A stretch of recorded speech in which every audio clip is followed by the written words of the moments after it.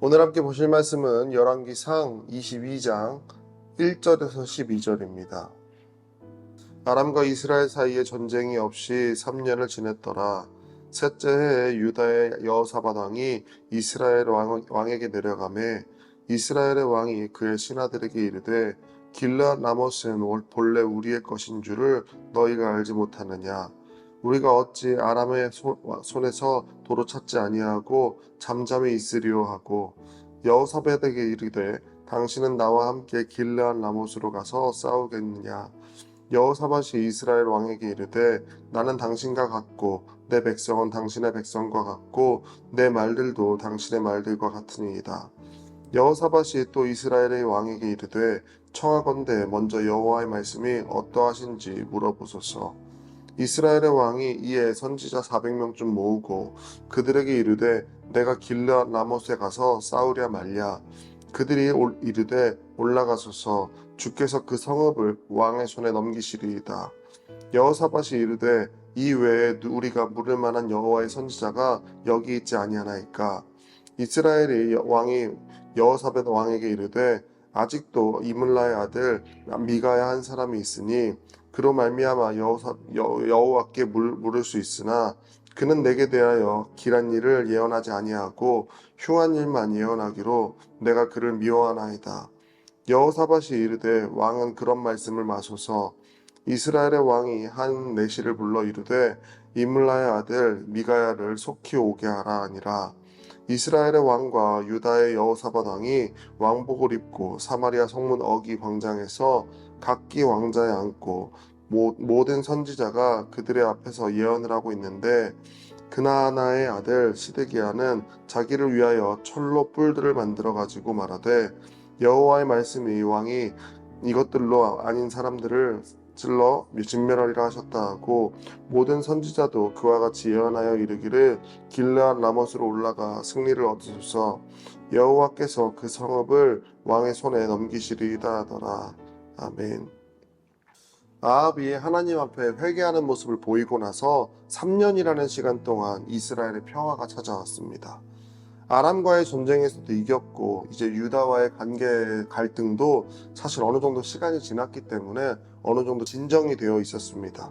특히 유다와의 관계는 갈등으로 인해 나라가 나눠진 것이기는 하지만 갈등보다는 자신들이 서로 같은 뿌리에 있었고 또 한편으로는 서로에게 득만 될 수 있다면 다른 나라들과 같이 동맹관계처럼 지낼 수도 있었습니다.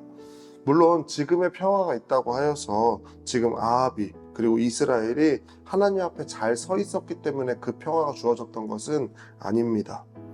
아합은 여전히 하나님을 제대로 바라보고 있지 못했습니다. 평화가 있은 지 3년째 되던 해에 당시 유다의 왕인 여호사밧이 이스라엘에 찾아오게 됩니다. 여호사밧은 하나님 앞에 정직한 왕이었지만 오늘 이 본문에 나오는 것처럼 아합과 동맹을 맺는 실책을 저지르는 왕이었습니다. 하나님께서는 그들에게 원했던 것은 여호와 하나님 안에서 유다와 이스라엘이 하나가 되는 것이었지 자신들의 욕심을 채우기 위해 꾀를 부리는 것을 원하지 않으셨습니다. 아합은 아람을 최종적으로 징벌하고 이전에 빼앗겼던 길르앗 라못이라는 땅을 다시 찾아오고자 여호사밧에게 동맹을 요청합니다. 그러나 이때 여호사밧은 하나님께 이 모든 과정을 한번 물어보고 이 일을 하자라고 이야기를 합니다. 그리고 북이스라엘에 있는 하나님의 선지자들에게 이 일을 물어보자고 제안을 합니다. 그래서 아합은 이때 400명이나 되는 선지자에게 이 일을 물어보고자 하는데 성경에 보시면 자세히 보시면 이 400명의 선지자가 누구의 선지자인지가 나오지 않습니다. 그러니까 우리가 알고 있는 여호와의 선지자에게 물었던 것이 아니라 이방 선지자들을 포함해서 400명의 선지자에게 이 모든 것들을 물어보고자 했던 것입니다.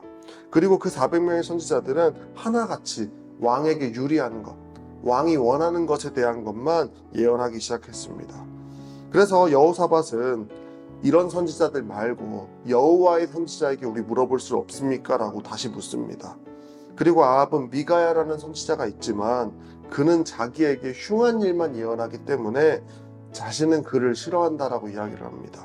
그래서 우리는 이 장면을 통해서 아합이 여전히 하나님을 제대로 보고 있지 못하다는 것을 우리는 알 수 있습니다. 그의 믿음이 얼마나 어리석은지 알 수도 있습니다. 지혜 있는 자의 믿음은 하나님의 말씀을 듣는 태도에 있습니다. 말씀을 청종하는 자는 지혜를 얻지만 쓴소리를 듣기 싫어하는 자는 죽음과 패망을 경험할 뿐입니다. 하나님이 우리에게 복 주신다는 말씀에만 반응하면 안 됩니다. 고난을 참고 회개하는 말씀도 우리는 귀담아 들어야 합니다. 그렇게 살아야만 우리가 하나님의 뜻을 따라 살아갈 수 있는 것입니다. 가슴을 찌르는 말씀이 우리 마음에 새겨질 때가 있습니다. 우리는 그때 오히려 기뻐하고 감사할 수 있어야 합니다. 고난당하기를 기뻐하고 회개할 수 있는 기회가 있다면 우리는 하나님의 은혜 가운데 더욱더 살아갈 수 있음에 더욱더 감사해야 할 것입니다. 오늘 본문에 나오는 아합은 자신에게 유익을 주는 선지자들만 따라갔습니다. 그들을 따라갔던 이유는 무엇이냐면 자신의 마음에 합당한 말을 하기 때문입니다. 그러나 그들은 여호와 하나님의 선지자들이 아닙니다. 하나님의 말씀을 제대로 이야기하는 선지자들이 아니라는 것입니다.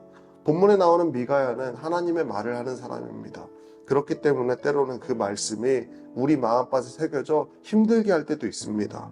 그러나 하나님께서 원하시는 길을 걸어갈 때야말로 참된 평화, 참된 평안이 우리 안에 온다는 것을 기억하면서 아합과 같은 길을 걷지 아니하고 우리의 마음 가운데 여호사밧과 같이 하나님의 지혜와 하나님의 말씀을 구하며 살아가는 저와 여러분이 될 수 있기를 축복합니다. 이 말씀이 우리 안에 새겨지기를 진심으로 축복합니다. 함께 기도하며 말씀 마치겠습니다.